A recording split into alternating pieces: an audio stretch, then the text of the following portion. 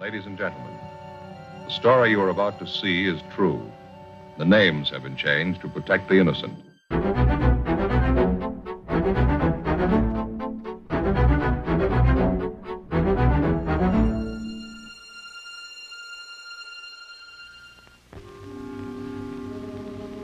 This is the city. Every 24 hours, a little bit of everything happens. 2 million people make a lot of history in one day. They write it all down and file it away. Some of it's important, some of it isn't. Business, industry, government. You buy a 3-cent stamp or an oil well. They keep records on all of it. Progress, money, success, and failure. A complete history of every day. Some of it's public, some of it's personal. It's all written down. In my job, we catalog trouble. I'm a cop. It was Wednesday, October 6th. It was sultry in Los Angeles. We were working the day watch out of homicide. My partner's Ed Jacobs. The boss is Thad Brown, chief of detectives. My name's Friday. It was 10:45 a.m. when we got to the Ortega Hotel. A 30-year-old man had disappeared suddenly. We'd uncovered evidence of foul play. The list of suspects was narrowed down to one man, the last person to see the victim alive. We traced the suspect for months. The break finally came. We found him.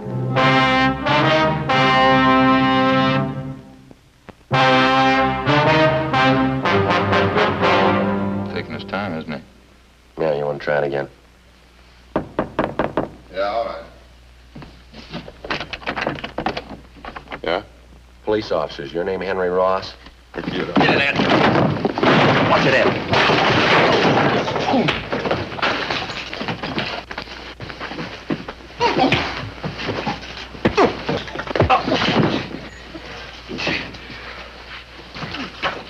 Hands behind your back, both of them. Sit on that chair. What is this? You guys really cops? No fooling, are you cops? I thought you were faking. I showed you my card at the door. Yeah, I thought you were faking, that's the truth. There's a couple of guys out to muss me up, and I thought you were them.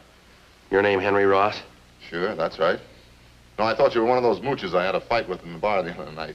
He said he was going to get a pal and come back and take care of me. Yeah? Well, sure, I got no reason to fight cops. Didn't do my room any good. The landlady's going to scream. All right, you want to finish up dressing? I want to talk to you downtown.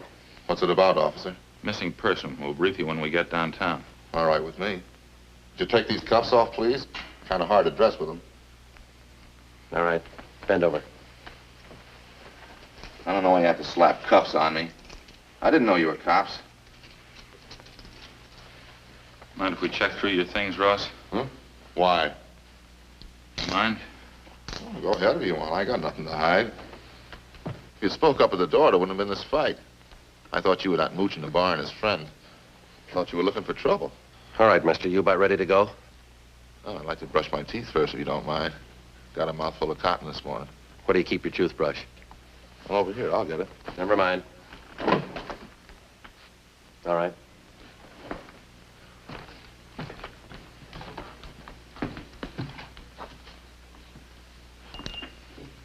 Can you turn on the water tap?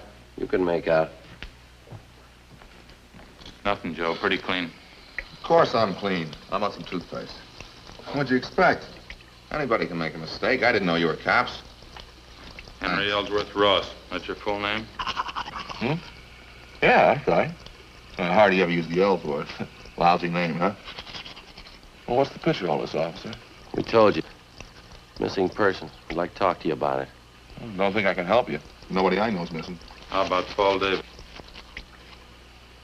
Davis? Yeah, I knew it, Davis. Don't know if his name was Paul, though. Have been gone a long time, this guy, Davis? Yeah, that's right.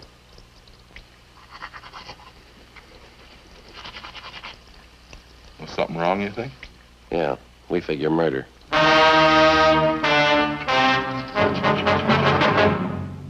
After going over his room thoroughly, we took Henry Ellsworth Ross back to the city hall to the interrogation room.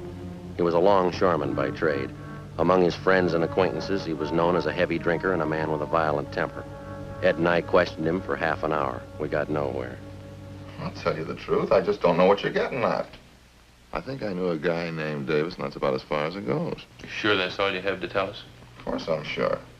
Now, look, I got a right to a lawyer if you're going to stand there and throw a lot of charges at me. We're not throwing charges at you, Henry. We got a missing persons case. I'd like to have you cooperate. That's about it. Well, maybe I'd like to, but I can't. Paul Davis. Just a name to me. Maybe I know him. I don't know. You got that report there, Ed? Yeah. That's it. Thank you.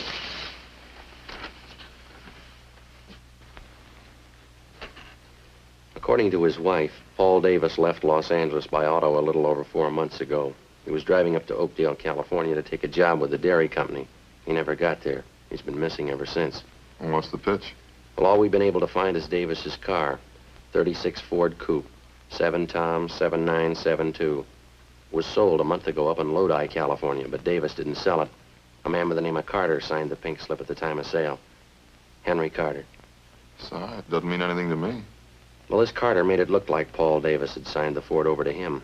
We checked it out. Davis's signature was forged. That's all. Supposed to have something to do with me? Did you ever use the name Henry Carter?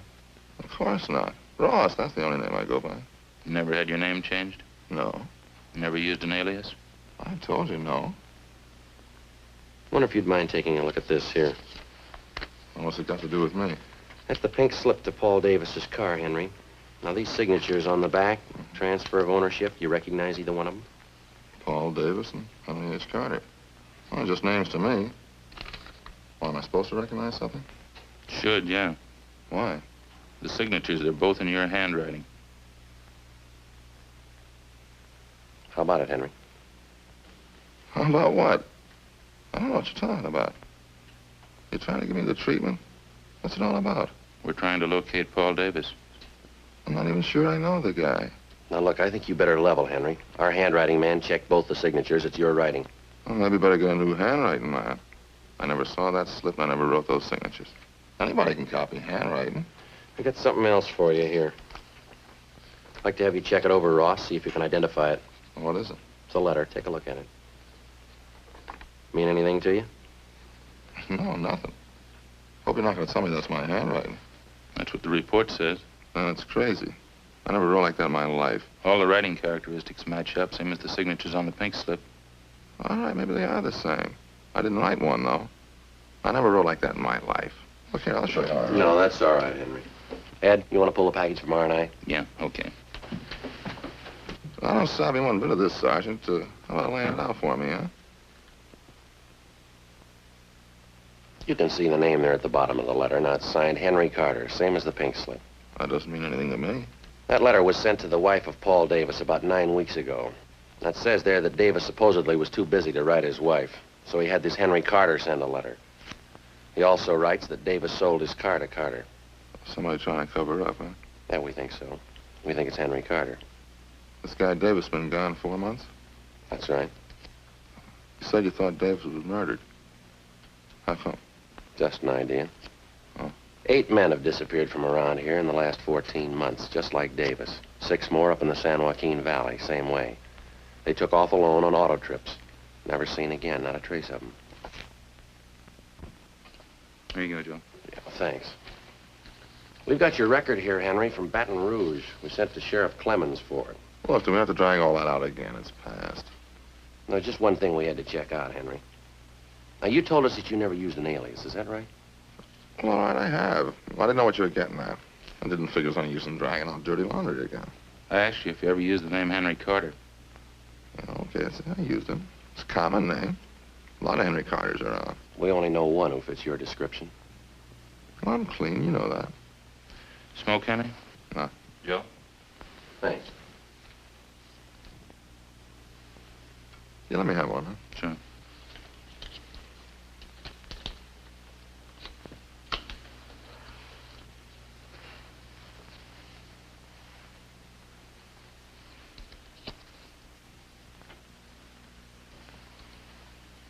Henry, we rode this thing for 4 months all over the state, and I'll tell you what we got. We'll let you make up your own mind.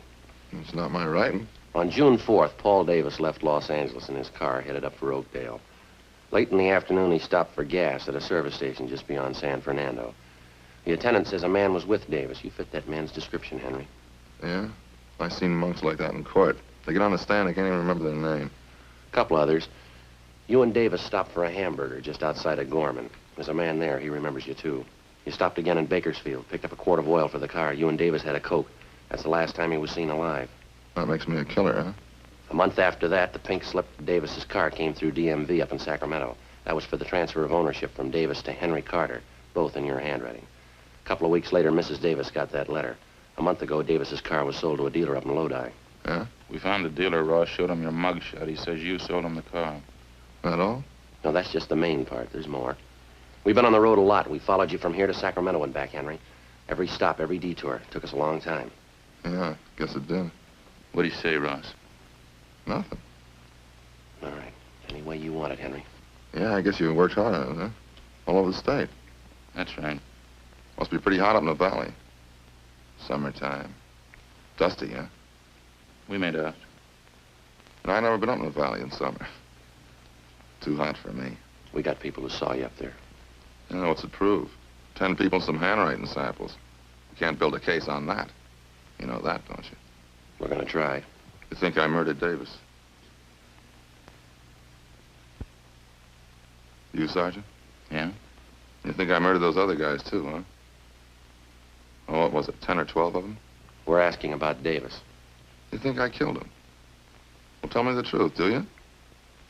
You think I murdered Davis? Yeah, I think you did, Henry. Uh-huh. And you know as well as I do, there's only one way to prove it. Yeah? Find his body. 1:15 p.m. Ed and I took Henry Ross out and fed him some lunch.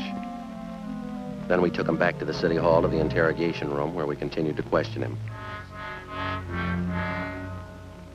He was relaxed and he talked a great deal about everything but the disappearance of Paul Davis. He didn't seem anxious to get away. He made no demands for an attorney to represent him.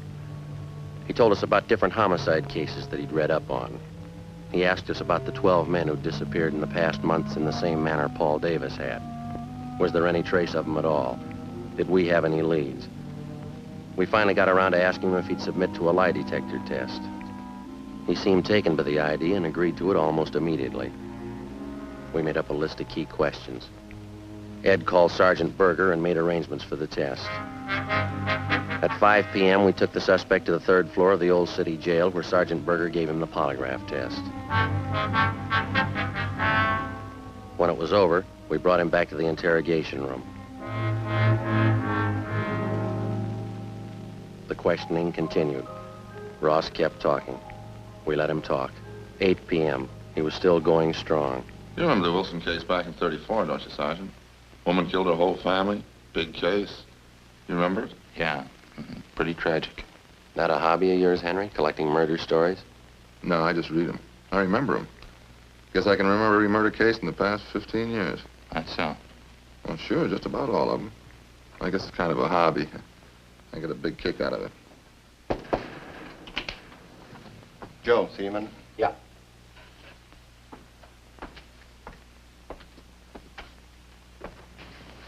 Berger over in the polygraph room just called. What'd he say? They found 16 positive reactions on Ross.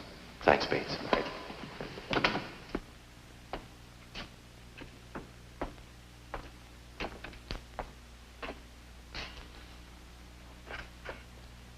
You know, there's one thing I get a real kick out of. These detective magazines, mystery stories, you know, the way they make out the murderer. How do you mean? Well, you know, they always build it into something big. Somebody's always killing somebody else for $1 million or maybe over some woman, some beautiful woman. Same with the movies. That's where they get it all mixed up. I don't think I follow you, Henry. Sure you do. Every time some guy writes a murder story, he's got to build up a big reason for the killing. Well, it generally works out that way, doesn't it? Why? I'll bet there's 1,000 murder cases in your files without a reason. Some people kill, that's all. I've heard about lots of them. Sure, they just want to kill and they go ahead and do it. Maybe for a few bucks, maybe for nothing. They just do it, that's all. That's so. Well, sure. You know that. Like this thing you've been talking about. 10, 12 guys disappear. They got a few bucks, maybe they got nothing. Somebody plows them under, that's all. No big reason, they just do it. So 12 guys are gone. Doesn't mean anything. Is that how you figured it, Henry? Huh? Phone call a minute ago. That was from the man who gave you the lie detector test. Oh, that right? How'd it go? Well, he just finished going over your graph.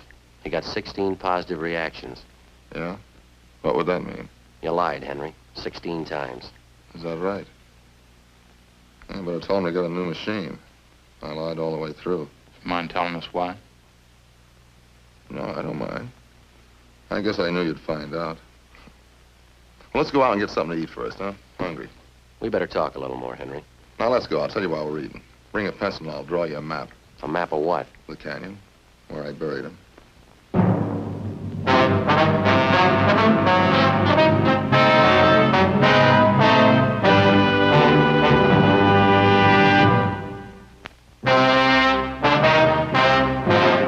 Ed and I took Henry Ross out to get him something to eat. At his request, we went to Helga's health shop. It was almost closing time. Ross got himself a salad, molasses bread, yogurt, a vegetable burger, and some grape juice. Ed and I settled for a Swiss cheese sandwich and some grape juice.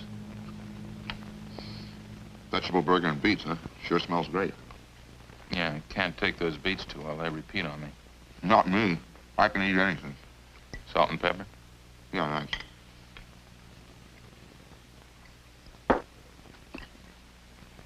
You know, I haven't eaten much today. Hey, did you get your sandwich made with molasses bread? No, wheat germ bread. Oh, you should have got molasses bread. Real blackstrap molasses. Smell it. Nice and fresh, huh? Oh, you know, this yogurt really sharpens up my appetite. Food tastes great, huh? Want some saccharin, Joe? Yeah, thanks. We brought a pencil along, Ross. Want us to start making notes? Good time as any, I guess. You know, the whole thing comes right back to what I was trying to tell you there in the office. Yeah, what's that? What do you know about the phony mystery stories? And every time there's trouble, there's a big reason behind it. Phony, that's all. Yeah? Sure. This Paul Davis, for instance. Well, I guess I knew you'd find out. I knew this morning when you picked me up. I knew you had it figured. Must have been a big job, huh? Finding me. Pretty big, Henry, yeah. A lot of mileage. How'd it happen? Well, there again, it's just what I was saying. There's no reason behind it. I needed a few bucks, and this Davis came along. I guess he was it. So you want to pass me the salt? There you are. Where'd you meet Davis, Henry? Well, I was hitchhiking out in Ventura. On a dime in my jeans, I was going up to Maricopa. Thought I had a job up there. Well, this Davis came along and he picked me up. You ever know him before that?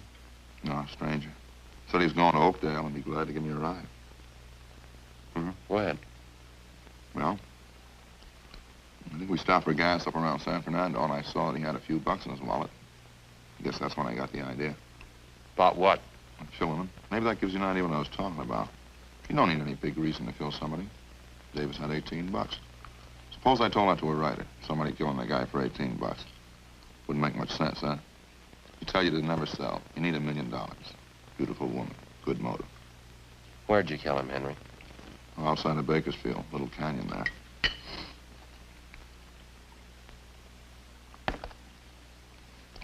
And picked up a fifth of sherry in Bakersfield, and I got Davis to drink some on the way. Say, would you pass the salt again? Yeah. Here you are. Lettuce is no good without a lot of salt. How'd you kill Davis, Henry?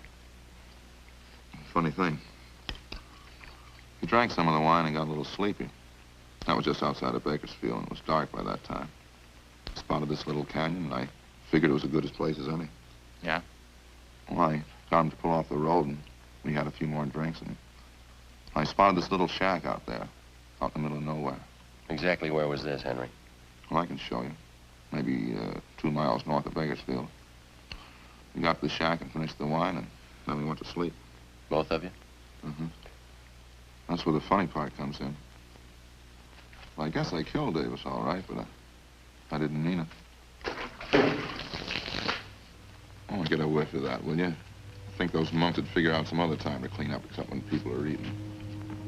They'll be through in a minute.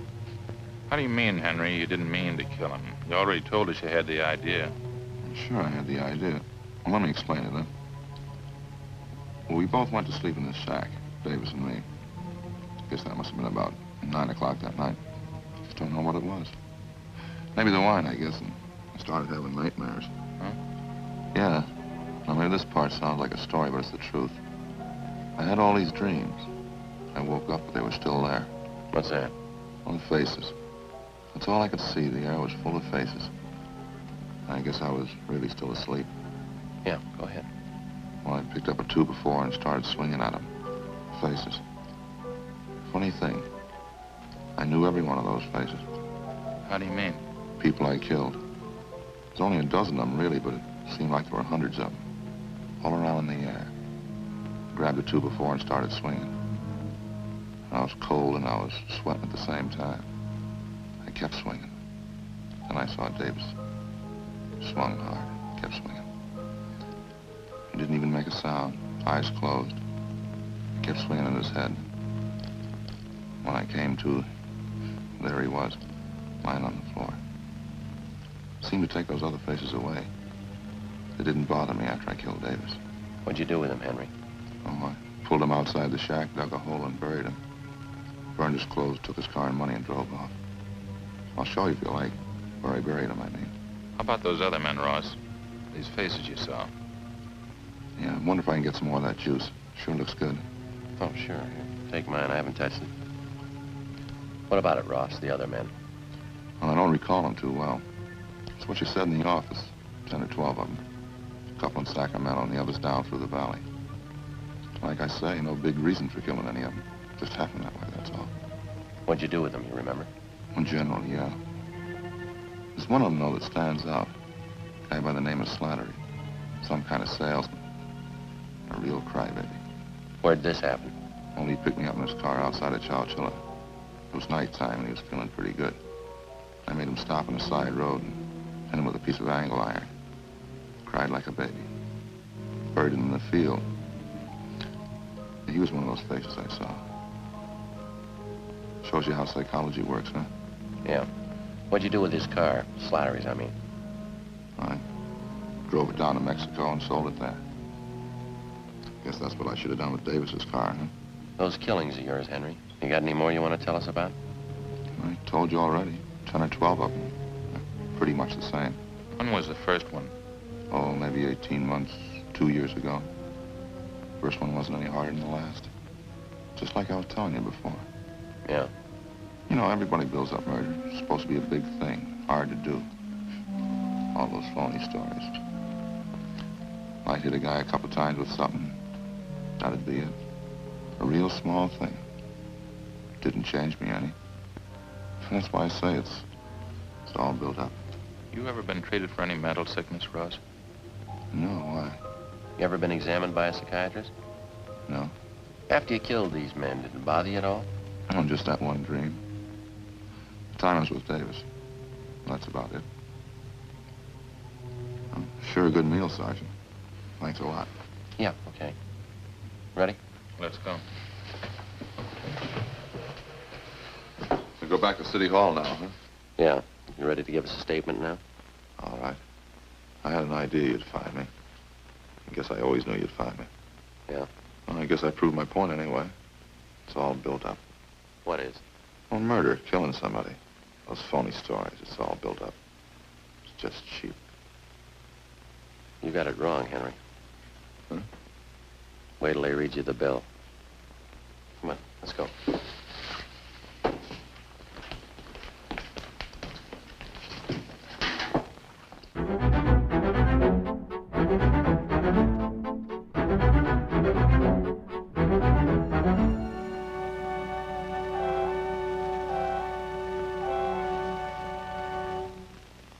On January 7th, trial was held in Superior Court, Department 86, City and County of Los Angeles, State of California.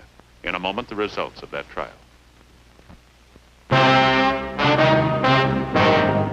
The suspect was tried and found guilty of murder in the first degree.